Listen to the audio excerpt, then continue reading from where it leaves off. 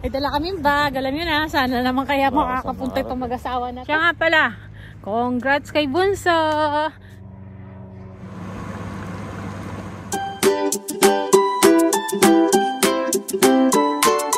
Hello kabayan! Always think positive! Wow, nakapaglakad uli. Kaso gagabi na. Tara, balik na tayo. Ngayon lang kami uli nakalakad. Oh. Dati may tubig to. Kasi nung summer, hindi kami makalakad ng ganito. Kaya lang ngayon, madaling gumabi. Medyo malamig naman. So, exercise na kami ni Mr. Start na. Kasi autumn na eh. Start na kaya. Pag umaga naman, yung pag nagde-deliver, yon doon. Exercise. Kakapaglakad-lakad. Pero pag hapon, hindi. Kaya ngayon, 1 hour. niyaya ko si Mr. Tingnan natin saan tayo makakarating. May dala kaming bag. Alam nyo na, sana naman kaya makakapunta itong mag-asawa na to. So, yan. Daan tayo. So, yan o. Medyo dumidilim na. Ano pa lang oras? 6:25. Madali lang dumilim, no? Noong summer naman, hanggang 7:30 o 8. Maliwanag. Kaya lang, napakainit. Kakatamad, maglakad. Makakapunta ba tayo ng Starbucks niyan? Tagal na rin namin hindi nag-Starbucks. Sa umpisa lang kami. Tapos, na rin, hindi na gaanong mahaba yung pila ngayon. Kasi meron na rin pangalawang bukas dun sa Ang kagandahan lang dito, malapit lang yung mga bus stop sa namin. Paglabas namin dun sa namin, lugar. Ayan, sunod-sunod dyan. Ayan.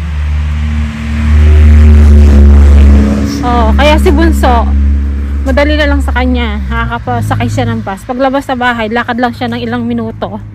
Bus stop na. Siya nga pala, congrats kay Bunso. Meron siyang mga dun eh. Nakuhang reward na mga voucher. Tsaka, kailan ba yun? Nung isang araw? Nanuwan siya, no? Tuesday. Ano niya pa? Employee of the month. Employee of the month of March, no? Yan. Congrats kay Bunso. Galing naman niya. Sipag din kasi yun eh. So, employee of the month siya. Kita ko yung picture niya dyan. Nabigyan na siya dati. Oo, dati nabigyan na rin siya. May award din yun eh. Nabigyan siya ng, alam mo yung award na bag. Binigyan siyang bag noon. Eh ngayon, ewan ko anong binigay. Kasi nauna yung mga voucher.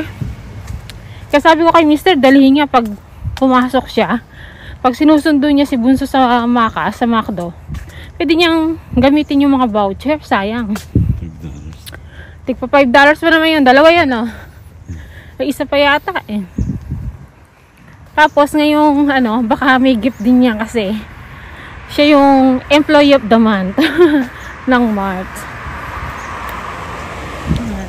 Finally! Nakarating din kami! Sa IGA na lang kami tutuloy. May bibilin pa ba tayo pa? Na? Ano ba kung mabibila? Hindi tayo na pa. Yes? Anong peso mo? Ito cabbage pa. Ito. Mahal na $3.39.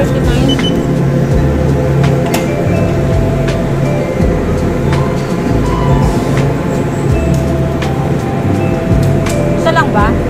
Padala na lang tayo kay Char. Isa lang naman kasi. Kasi na to. Ano yun? Uy, parang chicharin to. Ano to? Chicken to? Chicken dimsim. Ito. Crumb chicken cheese sausage. Ano yun? Ano yun? Pantanabay? Buyak na? Ako din. Soy ano din oh? giniling. So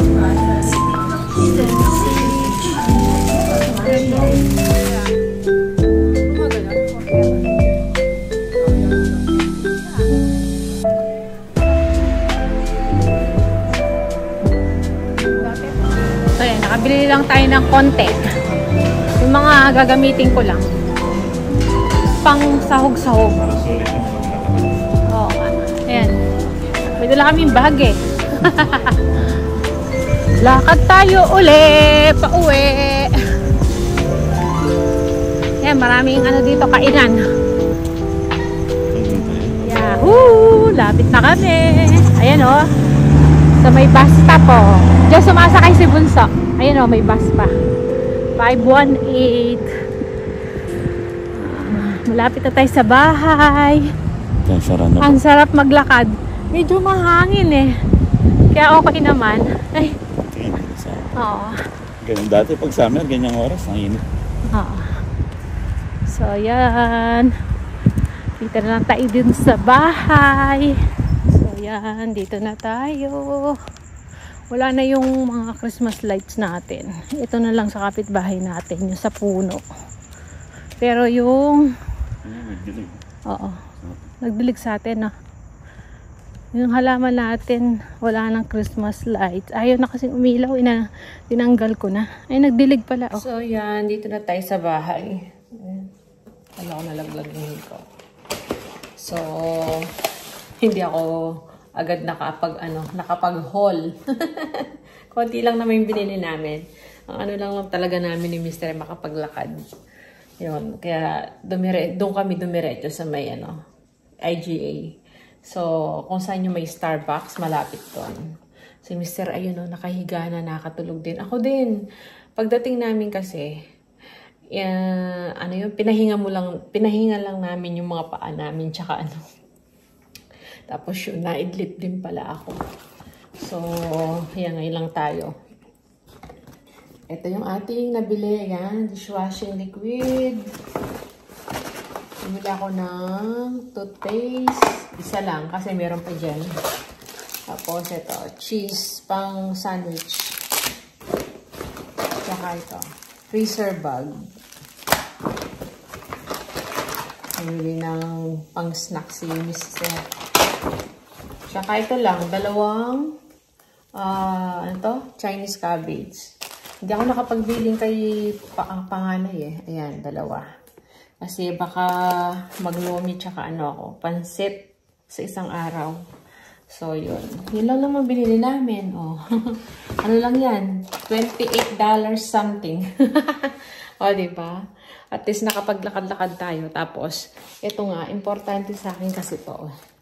Sabi ko, doon na kami pumunta. Doon sa may tindahan. So, at least ngayon, makakapag-exercise na kami ni Mr. paggabi. Makakapag-walk-walk na.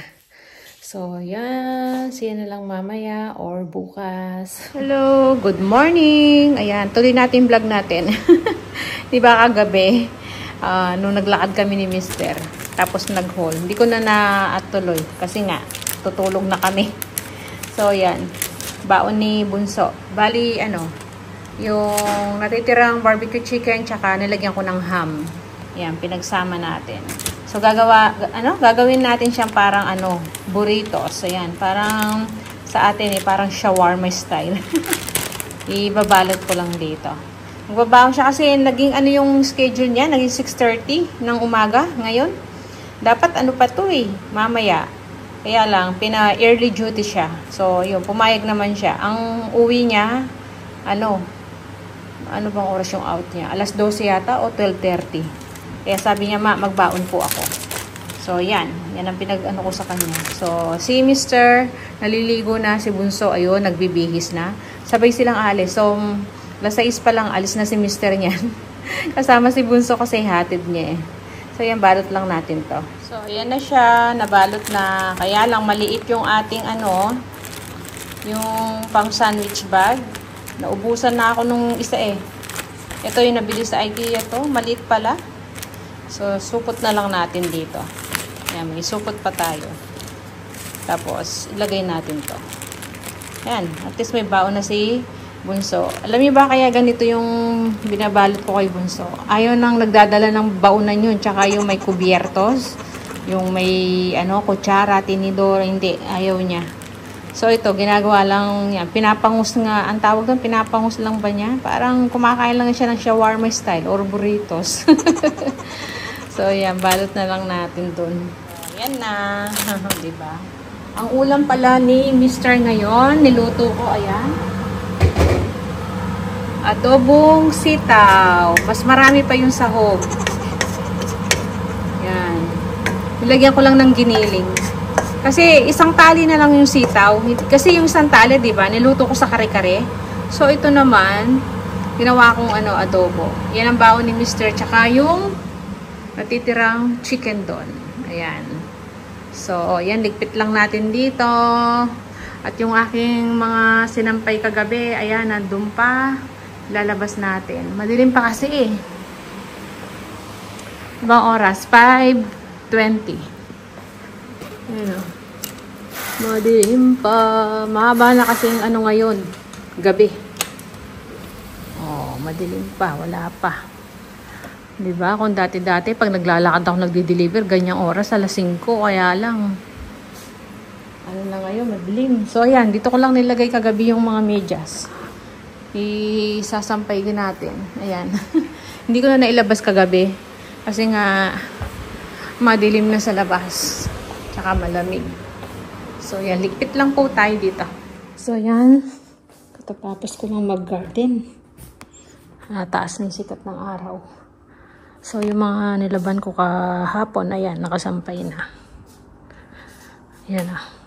So, may papakita pala ako sa inyo. After 2 weeks, meron ng usbong yung ating tinanim na malunggay. Yung mga stick na hiningi natin, yung sanga, pakita ko sa inyo. Tapos inayos ko pala yung ating mga halaman, yung ating garden. So, ayan na yung mga nahihingi natin sanga, yung tinanim natin, 'di ba? Meron ng tumutubo. Kaya magkakaroon na siya ng dahon. Sana magtuloy-tuloy na. Yung isa wala pa eh. So, 3 yan. Pero hindi ko alam kung ano yung isa magkakaroon. So, diyan ko muna nilagay pala yung mga halaman natin ngayon. Diyan, pinagsama-sama ko muna sila. At ito ay yung dinner natin. Lomi. Leftover na roast chicken yan. So, chicken lomi.